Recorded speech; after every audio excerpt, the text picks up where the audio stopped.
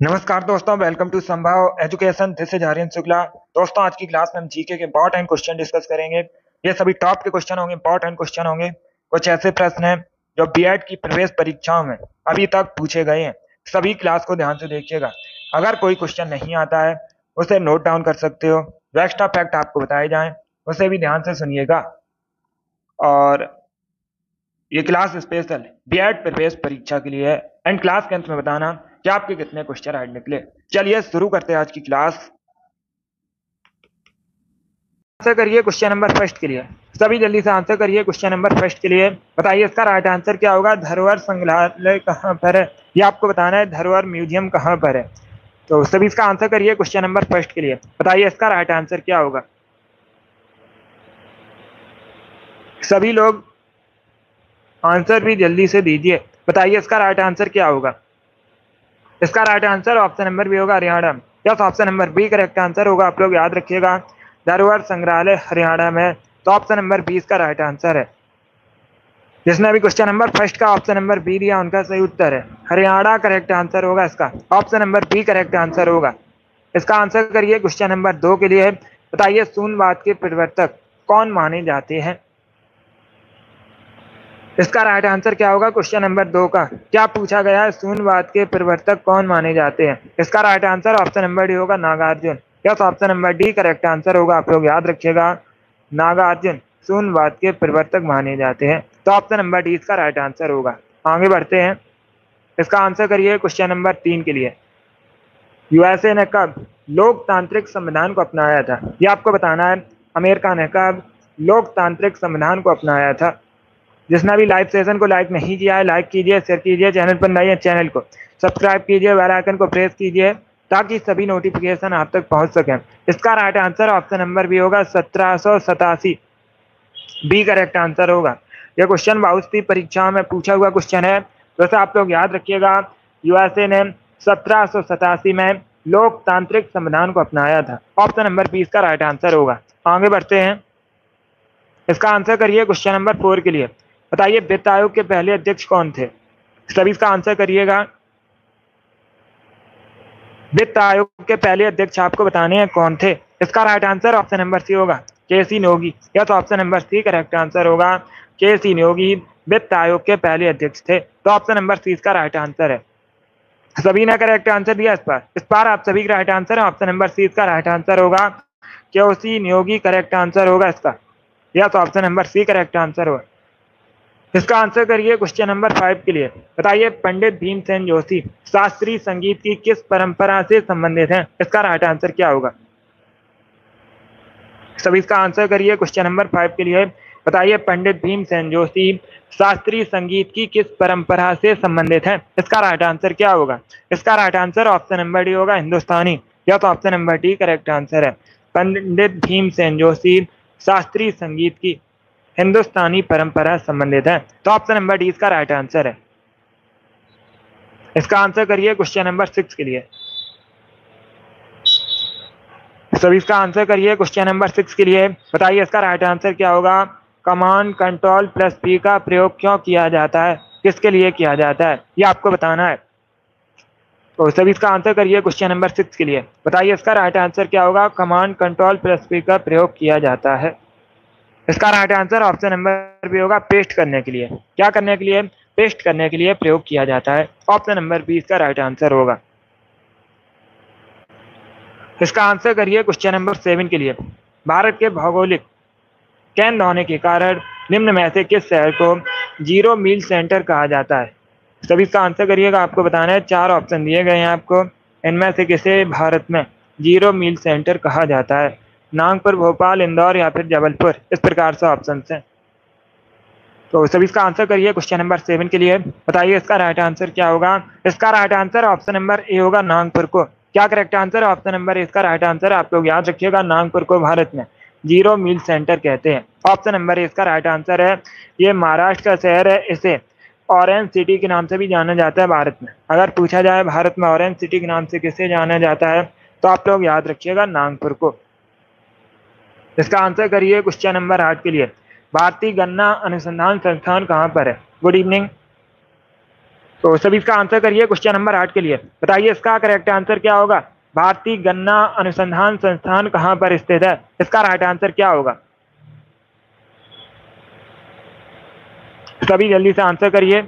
ये क्वेश्चन कई परीक्षाओं में पूछा हुआ क्वेश्चन है, बिल्कुल इसी प्रकार से पूछा गया था। तो बताइए इसका राइट आंसर क्या होगा। गुड, इसका राइट आंसर होगा ऑप्शन नंबर बी, लखनऊ। क्या करेक्ट आंसर होगा, बी करेक्ट आंसर होगा। तो आप लोग याद रखिएगा, भारतीय गन्ना अनुसंधान संस्थान उत्तर प्रदेश के लखनऊ में है। तो ऑप्शन नंबर बी इसका राइट आंसर होगा, लखनऊ करेक्ट आंसर होगा इसका। ए करेक्ट आंसर नहीं होगा कानपुर। अगर क्वेश्चन पूछा जाता भारतीय दलहन अनुसंधान संस्थान कहाँ पर है, क्या पूछा जाता भारतीय दलहन अनुसंधान संस्थान कहाँ पर है, तब आप लोग याद रखिएगा कानपुर करेक्ट आंसर होगा। यहाँ पर क्या राइट आंसर होगा, option number B correct answer है, भारतीय गन्ना अनुसंधान संस्थान लखनऊ में स्थित है। इसका आंसर करिए क्वेश्चन नंबर 9 के लिए।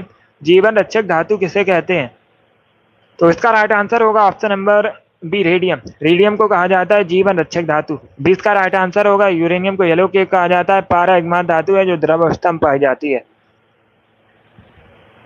इसका आंसर करिए क्वेश्चन नंबर 10 के लिए। सभी जल्दी से आंसर करिए क्वेश्चन नंबर 10 के लिए। बताइए इसका राइट आंसर क्या होगा। सूर्य की तीव्र किरणों द्वारा झुलसने से वायुमंडल की कौन सी गैस हमारी रक्षा करती है, ऑर्गन, ओजोन, ऑक्सीजन या फिर हाइड्रोजन। इस प्रकार से ऑप्शन हैं। तो सभी इसका आंसर करिए क्वेश्चन नंबर 10 के लिए। बताइए इसका राइट आंसर क्या होगा। इसका right answer option number B होगा, ओजोन। बी करेक्ट आंसर होगा इसका। क्या करेक्ट आंसर होगा, बी करेक्ट आंसर होगा, ओजोन करेक्ट आंसर होगा। आगे बढ़ते हैं। इसका आंसर करिए क्वेश्चन नंबर 11 के लिए। सभी इसका आंसर करिए क्वेश्चन नंबर 11 के लिए। बताइए मराठा साम्राज्य के अंतिम पेशवा कौन थे। मराठा साम्राज्य के अंतिम पेशवा आपको बताना है कौन थे। इसका राइट आंसर क्या होगा।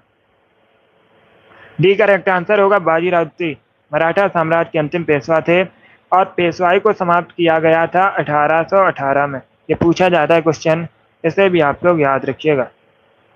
जिसमें भी क्वेश्चन नंबर 11 का ऑप्शन नंबर डी दिया, उनका सही उत्तर है बाजीराव द्वितीय करेक्ट आंसर होगा। अब इसका आंसर करिए क्वेश्चन नंबर 12 के लिए। सभी इसका आंसर करिए क्वेश्चन नंबर 12 के लिए। बताइए लोकसभा को भंग करने का सबसे पहला अधिकार किसके पास है। लोकसभा को भंग किया जा सकता है जबकि राज्यसभा को भंग नहीं किया जा सकता है। इसका right answer option number B होगा, राष्ट्रपति के पास। इसका आंसर करिए क्वेश्चन नंबर 13 के लिए।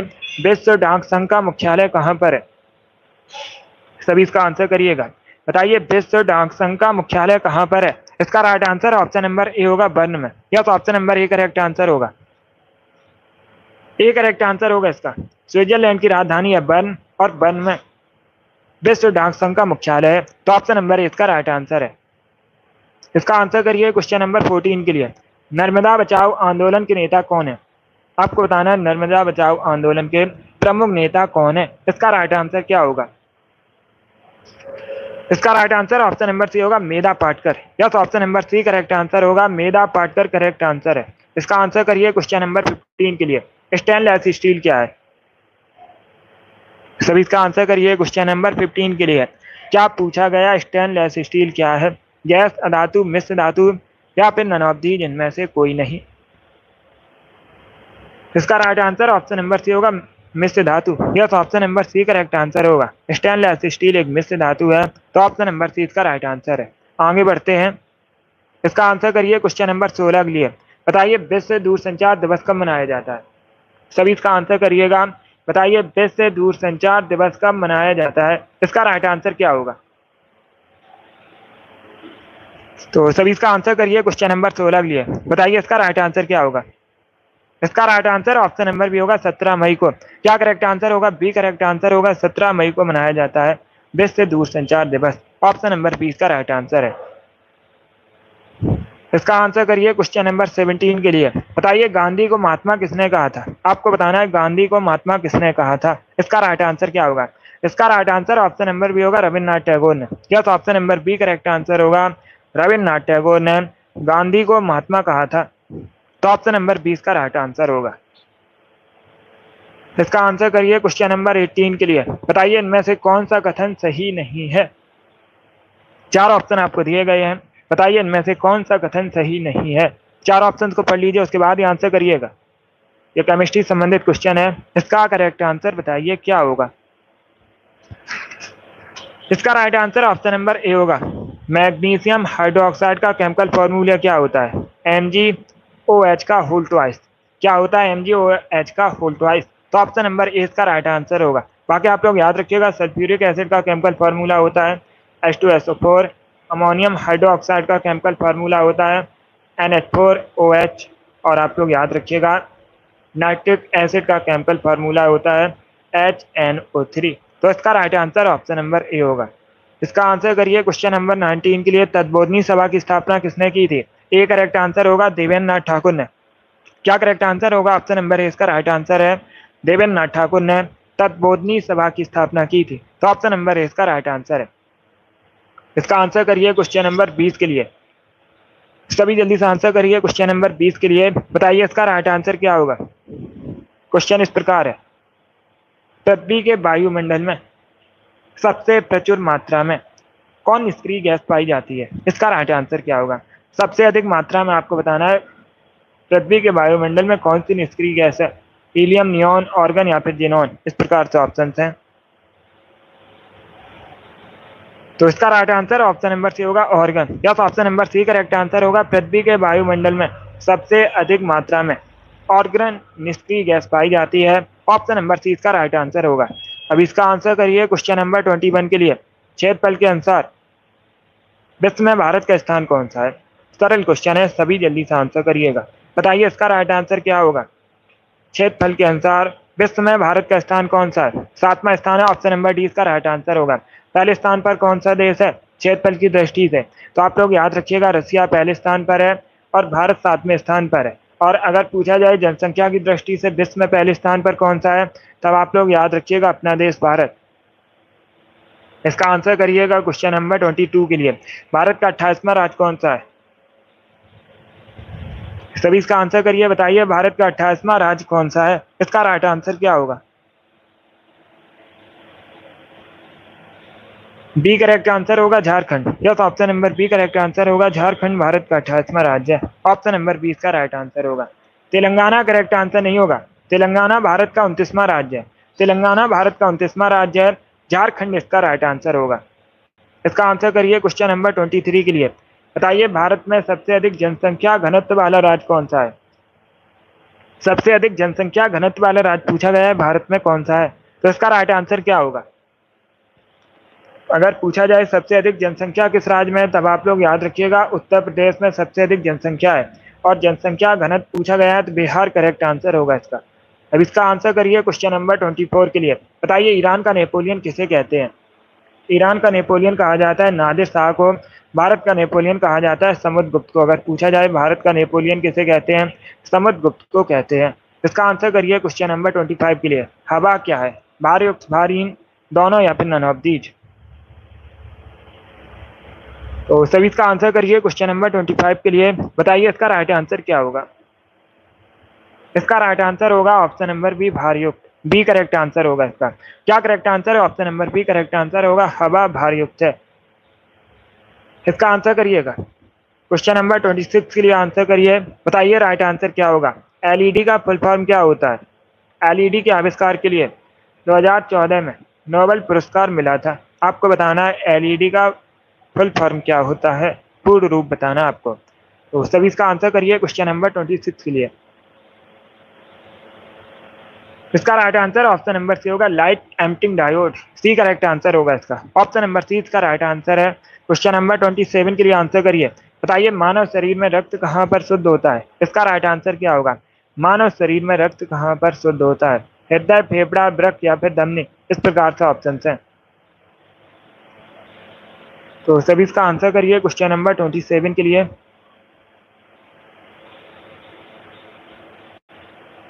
इसका right answer option number C होगा, किडनी में। सी इसका राइट आंसर होगा। वृक्क करेक्ट आंसर होगा इसका। ये बायोलॉजी क्वेश्चन है। ऑप्शन नंबर सी इसका राइट आंसर है। अब इसका आंसर करिए क्वेश्चन नंबर 28 के लिए। बताइए थल सेना, वायुसेना, नौसेना का मुख्यालय कहाँ पर है? हेडक्वार्टर पूछा गया है थल सेना, वायुसेना और नौसेना का। इसका करेक्ट आंसर क्या होगा? देहरादून, नई दिल्ली, बेंगलुरु या फिर लखनऊ। इसका right answer option number B होगा नई दिल्ली में। Yes, option number B correct answer होगा। नई दिल्ली में थल सेना, वायुसेना, नौसेना का मुख्यालय। Option number B correct answer होगा। इसका आंसर करिए क्वेश्चन नंबर 29 के लिए। बताइए जसपाल राणा किस खेल से संबंधित है? मुक्केबाजी, निशानेबाजी, तीरंदाजी या फिर भारोत्तोलन, इस प्रकार से ऑप्शन है। तो सभी इसका आंसर करिए क्वेश्चन नंबर 29 के लिए। बताइए इसका राइट आंसर क्या होगा? इसका right answer option number B होगा निशानेबाजी से, शूटिंग से संबंधित है। ऑप्शन नंबर 20 का राइट आंसर होगा। इसका आंसर करिए क्वेश्चन नंबर 30 के लिए। बताइए अंबुबाची मेला प्रतिवर्ष किस मंदिर में लगता है? इसका राइट आंसर क्या होगा? कामाख्या मंदिर, जगन्नाथ मंदिर, काशी विश्वनाथ मंदिर, केदारनाथ मंदिर, इस प्रकार से ऑप्शन हैं। तो सभी इसका आंसर करिए क्वेश्चन नंबर 30 के लिए। इसका राइट आंसर होगा ऑप्शन नंबर ए कामाख्या देवी मंदिर में। यस, ऑप्शन नंबर ए इसका राइट आंसर होगा। अंबुबाची मेला लगता है कामाख्या देवी मंदिर में। तो ऑप्शन नंबर ए इसका राइट आंसर होगा। ये कहाँ पर अगर पूछा जाए? असम के गुवाहाटी में। कहाँ पर है? असम के गुवाहाटी में। चलिए आगे बढ़ते हैं। इसका आंसर करिए क्वेश्चन नंबर 31 के लिए। दही बनने में सहायक बैक्टीरिया होते हैं। कौन बैक्टीरिया दही बनने में सहायक होते हैं? इसका राइट आंसर क्या होगा? इसका right answer option number B होगा लैक्टोबैसिलस एस्टोफाइलस। ऑप्शन नंबर 20 का राइट आंसर है। बी करेक्ट आंसर होगा इसका। जिसने भी क्वेश्चन नंबर 31 का ऑप्शन नंबर बी दिया उनका सही उत्तर है। 32 के लिए आंसर करिए। बताइए भीमबेटका नामक विश्व धरोहर किसके लिए प्रसिद्ध है? सभी इसका आंसर करिए क्वेश्चन नंबर 32 के लिए। इसका करेक्ट आंसर बताइए। भीमबेटका नामक विश्व धरोहर किसके लिए प्रसिद्ध है? इसका right answer option number B होगा प्राग ऐतिहासिक शिलालेखों के लिए। बी करेक्ट आंसर होगा इसका। बी करेक्ट आंसर होगा इसका ऑप्शन नंबर बी। इसका आंसर करिए क्वेश्चन नंबर 33 के लिए। मनुष्य में जो पाचन क्रिया है कहाँ से प्रारंभ होती है? आंसर बताइए। सी करेक्ट आंसर होगा मुख से। मुख से प्रारंभ होती है मनुष्य में पाचन क्रिया। तो ऑप्शन नंबर सी इसका राइट आंसर है। 34 के लिए आंसर करिए। बताइए टी शब्द किस खेल से संबंधित है? क्या पूछा गया है? टी शब्द किस खेल से संबंधित है? मुक्केबाजी, गोल्फ, शतरंज या फिर नन ऑफ दीज? इसका right answer option number B होगा गोल्फ से। Yes, option number B correct answer होगा। गोल्फ से संबंधित है टी शब्द। तो ऑप्शन नंबर 20 का राइट आंसर है।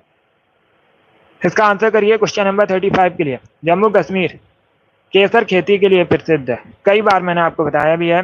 भारत में सबसे अधिक जो केसर का उत्पादन है जम्मू कश्मीर में होता है। आपको बताना है जम्मू कश्मीर में कौन सा स्थान केसर के लिए सबसे प्रसिद्ध है? इसका राइट आंसर क्या होगा? इसका right answer option number A होगा Pampore. Yes, option number A correct answer होगा। पंपौर जम्मू कश्मीर में केसर खेती के लिए सबसे प्रसिद्ध है। तो ऑप्शन नंबर ए इसका राइट आंसर होगा। 36 के लिए आंसर करिए।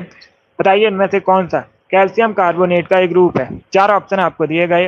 बताइए इसमें कैल्शियम कार्बोनेट का कौन सा एक ग्रुप है? सी इसका राइट आंसर होगा चूना पत्थर।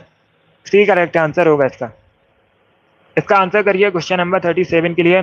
स्वच्छ भारत अभियान भारत में कब शुरू हुआ था? इसका राइट आंसर क्या होगा?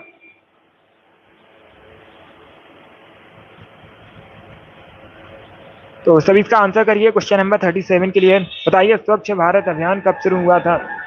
इसका राइट आंसर होगा ऑप्शन नंबर सी 2 अक्टूबर 2014 में। Yes, option number C correct answer होगा। 2 अक्टूबर 2014 में स्वच्छ भारत अभियान शुरू हुआ था। ऑप्शन नंबर सी इसका राइट आंसर है। अब इसका आंसर करिए क्वेश्चन नंबर 38 के लिए।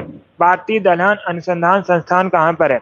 अभी ये क्वेश्चन मैंने आपको एक्स्ट्रा फैक्ट में बताया था। तो आप लोग राइट आंसर करिए। बताइए इसका राइट आंसर क्या होगा? भारतीय दलहन अनुसंधान संस्थान कहाँ पर स्थित है? इसका राइट आंसर क्या होगा? इसका right answer option number C होगा कानपुर में।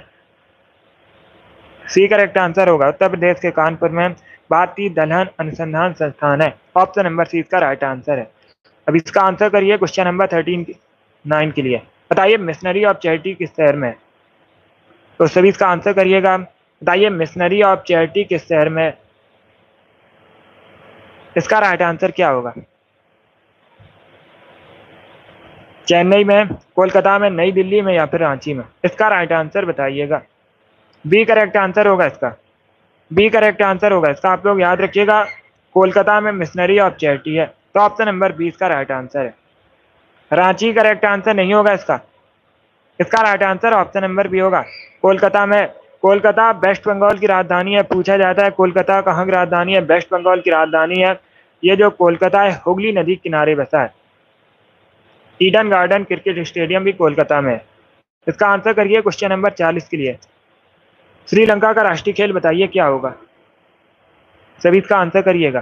बताइए श्रीलंका का राष्ट्रीय खेल क्या है। Good evening. सभी इसका आंसर करिए क्वेश्चन नंबर 40 के लिए। बताइए इसका राइट आंसर क्या होगा। श्रीलंका का राष्ट्रीय खेल बताइएगा। इसका राइट आंसर होगा ऑप्शन नंबर ए, वॉलीबॉल। यस, ऑप्शन नंबर ए इसका राइट आंसर है, वॉलीबॉल श्रीलंका का राष्ट्रीय खेल है। तो ऑप्शन नंबर ए इसका राइट आंसर होगा। श्रीलंका भारत के साउथ में स्थित है, कई बार मैंने आपको बताया भी है, और अभी ये क्वेश्चन पूछा भी गया था। श्रीलंका और भारत के मध्य जो जल संधि है उसे किस नाम से जाना जाता है, तो आप लोग याद रखिएगा। पाक स्टेट के नाम से जाना जाता है। किस नाम से जाना जाता है, पाक स्टेट के नाम से जाना जाता है। इसका आंसर करिए क्वेश्चन नंबर 41 के लिए।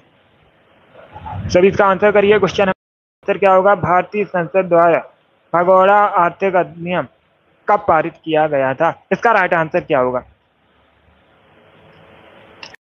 ये क्वेश्चन नंबर 41 के लिए बताइए इसका राइट आंसर क्या होगा। भारतीय संसद द्वारा भगोड़ा आर्थिक अपराधी अधिनियम कब पारित किया गया था। इसका right answer option number D होगा, 2018 में। या तो ऑप्शन नंबर डी इसका राइट आंसर होगा। क्वेश्चन नंबर 42 के लिए आंसर करिएगा। सिंधु घाटी सभ्यता में डांसिंग गर्ल की मूर्ति किससे बनी थी। तो सभी इसका आंसर करिए। बताइए इसका राइट आंसर क्या होगा। सिंधु घाटी सभ्यता में जो डांसिंग गर्ल की मूर्ति थी किससे बनी थी। इसका राइट आंसर बताइए। गुड। इसका right answer option number B होगा, कान से। या तो option number B correct answer होगा। सिंधु घाटी सभ्यता में डांसिंग गर्ल की मूर्ति कान से बनी थी। ऑप्शन नंबर बी इसका राइट आंसर होगा। जिसमें भी क्वेश्चन नंबर 42 का ऑप्शन नंबर बी दिया उनका सही उत्तर है। 43 के लिए आंसर करिएगा। बताइए इसका राइट आंसर क्या होगा। स्वदेश पायनी के संस्थापक कौन थे। इसका राइट आंसर बताइए। स्वदेश वाहिनी के संस्थापक आपको बताने हैं कौन थे। इसका राइट आंसर क्या होगा। ऑप्शंस को पढ़ लीजिए, उसके बाद ही आंसर करिएगा। जल्दबाजी में आंसर नहीं देना है। इसका right answer option number C होगा, Ramakrishna Pillai. C correct answer होगा इसका। यस, ऑप्शन नंबर सी इसका राइट आंसर है। आप लोग याद रखिएगा। स्वदेश वाहिनी के संपादक रामकृष्ण पिल्लई थे। सी करेक्ट आंसर होगा। संपादक पूछे गए हैं स्वदेश वाहिनी के, तो ऑप्शन नंबर सी इसका राइट आंसर होगा, रामकृष्ण पिल्लई। इसका आंसर करिए क्वेश्चन नंबर 44 के लिए। आपको बताना है लोथल वर्तमान में भारत के किस राज्य में है। लोथल को मिनी हड़प्पा के नाम से भी जाना जाता है। अगर परीक्षा में पूछा जाए किसे मिनी हड़प्पा के नाम से जाना जाता है, तो आप लोग याद रखिएगा लोथल को। अभी आपको बताना है लोथल कहाँ पर है, राजस्थान, महाराष्ट्र, पंजाब या फिर गुजरात में। इस प्रकार से ऑप्शन हैं, तो सभी इसका आंसर करिए क्वेश्चन नंबर 44 के लिए। इसका right answer option number D होगा, गुजरात में। Yes, option number D correct answer होगा, गुजरात में लोथल। 45 के लिए आंसर करिए। भारत के सबसे दक्षिणी सिरे का नाम क्या है। भारत के सबसे दक्षिणी सिरे का नाम बताइए क्या है। इसका right answer option number B होगा, Indira point. Yes, option number B correct answer होगा, इंदिरा पॉइंट भारत के दक्षिणी सिरे का नाम है। तो ऑप्शन नंबर बी इसका राइट आंसर है। इंपॉर्टेंट क्वेश्चन है, ये कई परीक्षा में पूछा हुआ क्वेश्चन है, इसको आप लोग याद रखिए। 46 के लिए आंसर करिए। बताइए भारतीय नौसेना के अध्यक्ष के पद को क्या कहते हैं। तभी इसका आंसर करिएगा। भारतीय नौसेना के अध्यक्ष के पद को क्या कहा जाता है। इसका राइट आंसर क्या होगा। इसका right answer option number D होगा, एडमिरल कहा जाता है। क्या कहा जाता है, एडमिरल कहा जाता है। ऑप्शन नंबर डी इसका राइट आंसर है। अब इसका आंसर करिए क्वेश्चन नंबर 47 के लिए। बताइए विदेशिया नृत्य किस राज्य से संबंधित है। इसका राइट आंसर क्या होगा। विदेशिया नृत्य किस राज्य से संबंधित है। उड़ीसा, बिहार, वेस्ट बंगाल या फिर झारखंड। इसका right answer option number B होगा, बिहार से संबंधित है। बिहार का मुख्यतः फोक डांस है, लोक नृत्य है विदेशिया बिहार का। तो ऑप्शन नंबर 20 का राइट आंसर होगा। इसका आंसर करिए क्वेश्चन नंबर 48 के लिए। करो या मरो का नारा किस आंदोलन में दिया गया था, ये आपको बताना है। करो या मरो का नारा किसने दिया था। महात्मा गांधी ने दिया था। पूछा जाता है किसने दिया था, महात्मा गांधी ने दिया था। कब दिया था यह नारा, भारत छोड़ो आंदोलन के समय। 1942 में भारत छोड़ो आंदोलन शुरू हुआ था। नेतृत्व किया था महात्मा गांधी ने। इसी के दौरान महात्मा गांधी ने भारत छोड़ो आंदोलन में करो या मरो का नारा दिया था। अभी इसका आंसर करिए क्वेश्चन नंबर 49 के लिए। बांधों को आधुनिक भारत का मंदिर किसने कहा था? सभी इसका आंसर करिए। बताइए बांधों को भारत का मंदिर किसने कहा था, ये आपको बताना है। तो इसका right answer option number D होगा, पंडित जवाहरलाल नेहरू ने। Yes, option number D correct answer होगा। पंडित जवाहरलाल नेहरू भारत के पहले प्रधानमंत्री थे। इन्होंने बांधों को आधुनिक भारत का मंदिर कहा था। ऑप्शन नंबर डी इसका राइट आंसर होगा। इसका आंसर करिए क्वेश्चन नंबर 50 के लिए। सभी जल्दी से आंसर करिए क्वेश्चन नंबर 50 के लिए। बताइए इसका राइट आंसर क्या होगा। भारत की रियासतों के एकीकरण में निर्णायक भूमिका निभाई थी, किसने निभाई थी, ये आपको बताना है। तो सभी इसका आंसर करिए क्वेश्चन नंबर 50 के लिए। इसका right answer option number C होगा, सरदार वल्लभ भाई पटेल ने। क्या करेक्ट आंसर होगा? सी करेक्ट आंसर होगा। भारत की रियासतों की एकीकरण में निर्णायक भूमिका सरदार वल्लभ भाई पटेल ने निभाई थी। ऑप्शन नंबर सी इसका राइट आंसर होगा। इसीलिए सरदार वल्लभ भाई पटेल को भारतीय बिस्मार्क के रूप में जाना जाता है।